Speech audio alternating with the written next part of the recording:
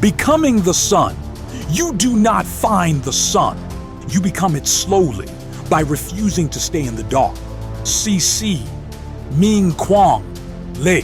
What does it mean to become the sun? Most people spend their whole lives looking for light. They look for a person who understands them, a job that values them, a place that finally feels like home. They run from shadow to shadow with a candle in their hand, terrified that at any moment the wind will blow that small flame out. But there is another way to live. Instead of endlessly searching for light, you can become a source of it. Not a weak, shivering candle, but a sun. Steady, warm, radiant from within. To become the sun does not mean becoming the center of attention or believing that the world must revolve around you. That is ego, not radiance. A true sun is not obsessed with being seen. It is obsessed with giving life. Trees do not worship the sun. They simply grow because of it. Likewise, people who become suns in this life do not demand worship. They quietly give warmth, clarity, and courage to everyone who passes through their orbit. Think of the great figures of history who changed the direction of entire nations or of the human spirit. They lived in times as dark or darker than ours. War, poverty, ignorance, fear. None of this is new. And yet, in that darkness, some people chose to burn from within instead of merely surviving. Abraham Lincoln, born in a log cabin, largely self-educated, carried the unbearable weight of a nation at war with itself. Harriet Tubman, born into slavery, risked her life again and again to lead others into freedom.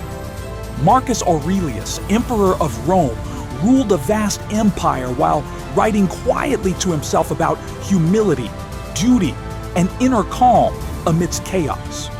Joan of Arc, a teenage girl in a brutal world, became a flame of conviction that rallied an entire country. Vincent van Gogh, who knew loneliness, rejection, and mental torment, poured his inner sun into colors that the world only learned to see after his death. These people did not live easy lives, but in the gravity of pain, something inside them ignited. They did not wait for perfect circumstances. They did not wait for the world to become kind. They decided to be light in a world that had given them every reason to become darkness. To become the sun is to make the same decision, to transform suffering into fuel, to turn confusion into clarity, to turn fear into warmth for others. And like the real sun, this inner radiance is not built in a day. It is the result of a long, invisible process: pressure, collapse, ignition, and then a lifetime of steady burning.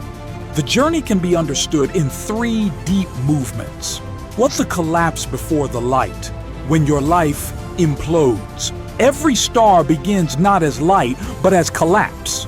In the universe, a sun is born when a cloud of gas and dust collapses under its own gravity. It is an act of falling inward, of being crushed, of everything becoming smaller and denser until a hidden fire bursts open from the center. Human beings are not so different.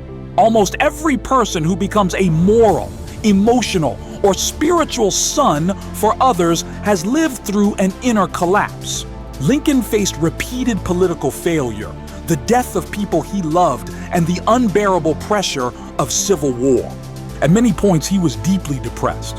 Yet from that collapse, he grew a moral clarity about freedom, unity, and dignity that still shines today. Harriet Tubman knew bondage and terror firsthand. She could have escaped and never looked back, but her collapse did not end in bitterness. It condensed into courage. She returned again and again into danger, becoming a living sun on the Underground Railroad, guiding the enslaved through the night. We often believe that when life collapses, when relationships fall apart, when our career breaks, when illness hits, when betrayal destroys our trust, it means something is ending forever. But collapse is also the birthplace of density. You discover what truly matters because everything else is stripped away. In those moments, you have two options: harden into a black stone. You decide that the world is cruel, that nothing matters, and you close your heart. Condense into a core of fire. You accept that suffering is real, but instead of letting it poison you, you let it purify you. Marcus Aurelius wrote during pandemics, wars, and personal grief. He could have become cynical. Instead, he used the pressure of empire and mortality to compress his mind into a steady flame of wisdom. His meditations were not written as literature. They were survival notes, a man trying not to lose his soul in power. Pressure creates two kinds of people: those who break and break others, those who break open and heal others. Becoming the sun begins with a radical decision in the middle of collapse. If life is going to crush me anyway, then I will choose what it crushes me into. You do not choose the gravity that falls on you, but you do choose whether your collapse becomes ashes or ignition. 2. The discipline of burning, staying bright without burning out. Once a star ignites, it still has a second challenge: stability. A sun does not just flare once and disappear. It burns for billions of years, held together by a delicate balance of outward fire and inward gravity. Many humans manage to ignite for a short time. They get inspired. They start strong. They burn with intensity for a few months, and then they disappear into exhaustion, bitterness, or distraction. To become the sun, inspiration is not enough. You must learn the art of steady burning. Think of Joan of Arc. She did not simply feel a flash of conviction and then vanish. She stayed in her fire, leading armies, enduring interrogation, standing by her mission even when abandoned. For her, light was not a feeling. It was a daily choice that cost her everything. Or consider Florence Nightingale, moving through war hospitals in the night with a lamp in her hand.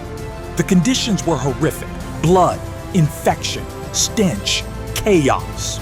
She did not have the luxury of being in the mood to care. She built a discipline of care. She systematized hygiene, transformed nursing into a respected profession, and showed that compassion could be organized into something powerful and lasting. Being the sun in your own life has the same pattern. You choose values that do not change with your mood. You decide that kindness, integrity, and responsibility are non-negotiable, even when no one is watching. You build small, steady rituals that keep your fire alive. Just as the sun burns by continuous nuclear reactions, you burn through continuous small acts: daily learning, quiet reflection, consistent work, honest conversations, taking care of your body. You accept limits instead of pretending to be infinite. The sun looks limitless to us, but it also obeys strict physical laws. In the same way, you learn how much you can give without collapsing. Rest, boundaries, solitude. These are not selfish. They are how you protect your light. Many good people burn out because they confuse sacrifice with self-erasure. They say yes to everything, help everyone except themselves, and slowly resent the very people they wanted to serve. The greatest sons in history had structure around their generosity. Marcus Aurelius had the discipline of journaling and reflection. Artists like Johann Sebastian Bach or Leonardo da Vinci practiced relentlessly, turning talent into reliability. Spiritual leaders withdrew into solitude regularly, deserts, mountains, or small empty rooms to ensure their inner flame was not consumed by noise. Your life may be full of obligations, family, work, survival. But even within that, you can create small, unshakable rituals. 10 minutes of silence every morning, 1 hour a day without screens, a weekly walk alone to think, a promise to always speak the truth gently, even when it is uncomfortable. These rituals are your internal gravity. Without them, your light becomes random and unstable. With them, You become someone others can trust. Not perfect, but consistent. To become the sun is to accept this quiet discipline. I will stay bright, even when I am not noticed.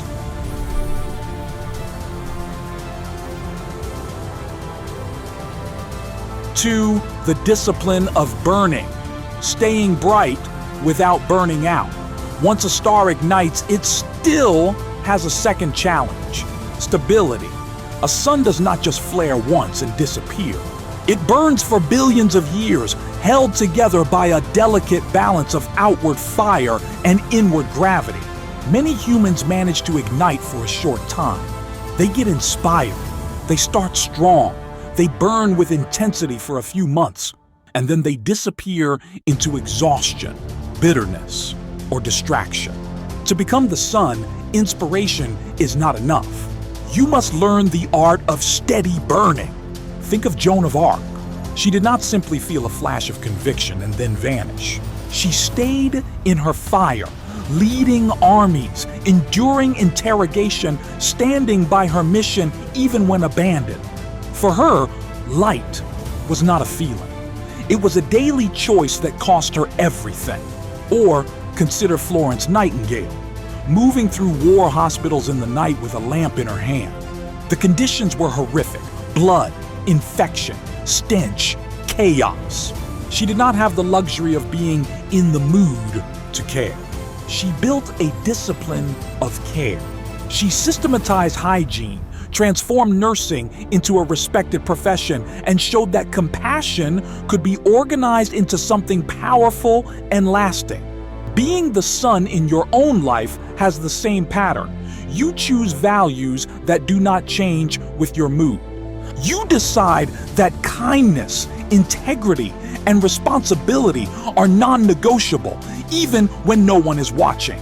You build small, steady rituals that keep your fire alive. Just as the sun burns by continuous nuclear reactions, you burn through continuous small acts: daily learning, quiet reflection, consistent work, honest conversations, taking care of your body. You accept limits instead of pretending to be infinite. The sun looks limitless to us, but it also obeys strict physical laws. In the same way, you learn how much you can give without collapsing. Rest, boundaries, solitude. These are not selfish. They are how you protect your light. Many good people burn out because they confuse sacrifice with self-erasure. They say yes to everything, help everyone except themselves, and slowly resent the very people they wanted to serve. The greatest suns in history had structure around their generosity. Marcus Aurelius had the discipline of journaling and reflection. Artists like Johann Sebastian Bach or Leonardo da Vinci practiced relentlessly, turning talent into reliability. Spiritual leaders withdrew into solitude regularly, deserts, mountains, or small empty rooms to ensure their inner flame was not consumed by noise. Your life may be full of obligations, family, work, survival. But even within that, you can create small, unshakable rituals.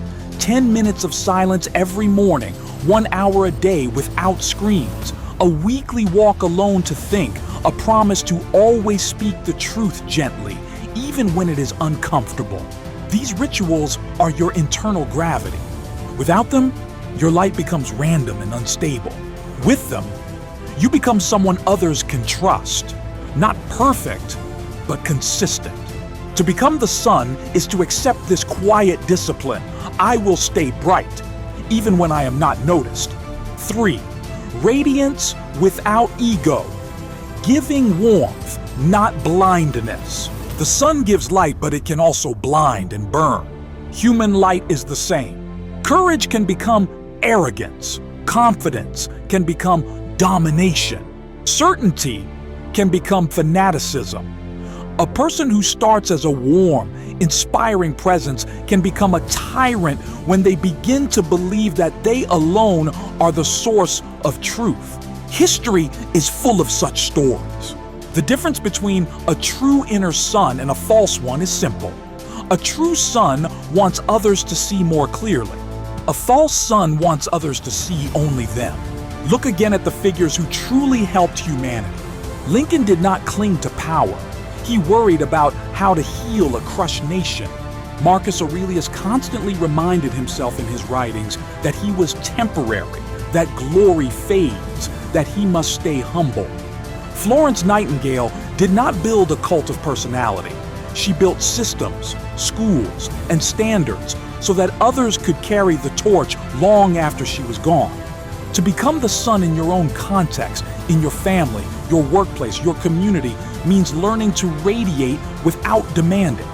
You give guidance, but you also listen deeply, changing your mind when presented with truth. You encourage others, but you also challenge them, believing they are capable of growth. You stand firm in your values, but you do not need everyone to agree for you to feel secure. And most importantly, you do not disappear from yourself while serving others. Some people think that to be light means saying yes to everyone, never upsetting anyone, always sacrificing everything. But a sun that only gives without structure starts to destroy its own system. Healthy radiance has 3 qualities. Clarity. You see yourself honestly. You know your strengths and your shadows. Compassion. You see others as human, not as tools or threats. Courage. You act according to what is right, not just what is comfortable. Compassion without clarity becomes weakness. Clarity without compassion becomes cruelty. Courage without both becomes recklessness. When you cultivate all 3, your presence begins to change rooms. People feel safer to be honest around you. They feel both comforted and challenged. They sense that you are not trying to control them. You are trying to light a path they can choose to follow or not. That is radiance without ego. Not every sun is honored while it shines. Vincent van Gogh is one of the clearest examples. During his life, he sold almost none of his paintings. He was mocked, misunderstood, and struggled with mental illness and poverty. But look at his work. It is pure sun. Explosions of yellow, swirling skies, fields alive with energy. His paintings are not polite mirrors of reality. They are transcriptions of how his soul experienced the world. He gave everything to his art, and the world in his lifetime mostly shrugged. Maybe you have known a smaller version of this. You love deeply, but are not loved back. You give your best at work, but your effort is ignored or stolen. You try to do the right thing in your family, but old patterns and resentments drown your attempts. In those moments, it is tempting to turn off the light and say, "What's the point?" But becoming the sun does not mean performing for applause. It means aligning with your own deepest truth, whether or not it is recognized. Van Gogh's life is tragic, but also instructive. His lack of recognition did not mean his work had no value. His loneliness did not mean his light was an illusion. His impact simply unfolded on a different timeline than his life. Some lights are seen immediately. Others are seen only by the next generation. When your light is not recognized, you face a sacred test. Do you stop shining because no one is clapping? Or do you keep shining because that is who you have decided to be? To become the sun means accepting that the value of your kindness, integrity, and courage is not measured by how quickly others appreciate it. The tree does not stop growing because no one is standing there applauding every new leaf. You are not responsible for how quickly others awaken. You are responsible for whether you keep your own heart awake. A single sun is powerful, but a sky full of lights changes how humanity travels. In the past, sailors navigated by the stars. They looked up at points of light that had been burning for thousands of years and used them to cross terrifying oceans. Those stars did not even know they were guiding anyone. They simply existed faithfully in their place. In the same way, when you become a sun, you gain a quiet responsibility to help others find their own light, not just warm themselves at yours. You do this in small, almost invisible ways. You treat the shy child as if their voice matters, and years later, they remember that one adult who saw them. You mentor a younger colleague, not to create a follower, but to create a leader who might surpass you. You apologize when you are wrong, showing that strength and humility can live together. You encourage someone's dream without trying to own it. If you look back at your own life, the people who truly changed you probably did not give grand speeches. They noticed you. They listened when you were confused. They believed in your possibility at a time when you did not. Those are human sons. Some are remembered by history. Most are not. But they are the reason any of us are still here, still trying. You cannot control whether you will become a name in a book. You can control whether you become a point of light in someone's internal sky. And when many people make this choice in families, neighborhoods, workplaces, nations, something remarkable happens. Constellations form, patterns of light we can navigate by. A culture changes not only when it has one great hero, but when ordinary people, scattered everywhere, decide to live with extraordinary integrity and compassion. The quiet oath of the sun, in the end. Becoming the sun is not a slogan. It is an oath you make in the privacy of your own heart. You recognize that life will include collapse, and you choose to let it turn you into fire, not stone. You accept the discipline of steady burning, small daily choices over grand declarations. You practice radiance without ego, giving light, not controlling eyes. You keep shining even when you are unseen because your value is not decided by applause. You help others find their own light so that the sky after you is brighter than the sky before you. You will fail at this many times. You will have days when you feel more like cold ash than burning light. That is human. Even the sun has storms on its surface. What matters is not perfection, but return. Return to your core. Return to your values. Return to the decision. I will not live as a victim of the dark. I will live as a patient builder of light. Somewhere, there is a younger version of you. A child who once believed in impossible things, who felt that the world was full of secret doors. You do not owe that child a perfect life, but you do owe them this, that you do not give up becoming who they hoped you might be. Because if you manage to become even a small sun in this vast, cold universe, if you manage to warm a few hearts, clarify a few minds, protect a few vulnerable lives, then your existence has already justified its place in the sky.